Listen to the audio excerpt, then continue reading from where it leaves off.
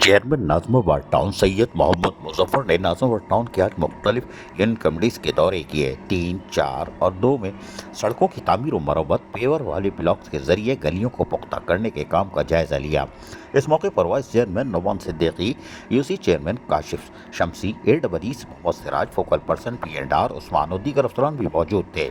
Chairman Nazimabad town Syed Mohammad Muzaffar ने इस मौके पर बातचीत करते हुए कहा कि नाज़िमाबाद टाउन की तमाम सड़कों और गलियों को तामीर और मरम्मत करके बहाल किया जा रहा है।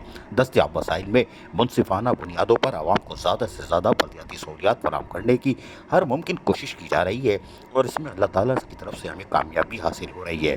सैयद मोहम्मद मुज़फ़्फ़र टाउन चेयरमैन नाज़िमाबाद ने मौजूद मुताल्लिक़ा अमले को हिदायत देते हुए कहा कि गलियों को पुख्ता करने के लिए मटेरियल का खास ख्याल रखते हुए मेयारी मटेरियल इस्तेमाल किया जाए ताकि मजबूत पायदार गलियों को राह गुज़र की तामीर की जा सके और आवाम तवील अरसे तक इससे इस्तिफ़ादा हासिल कर सके।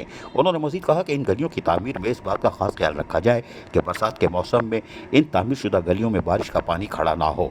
वाज़ेह है कि नाज़िमाबाद टाउन में मखदूश और टूटी फूटी सड़कों की वजह से ट्रैफिक की आमद-ओ-रफ्त में खलल पड़ रहा था और आवाम शदीद परेशानी से दो चार भी हो रहे थे।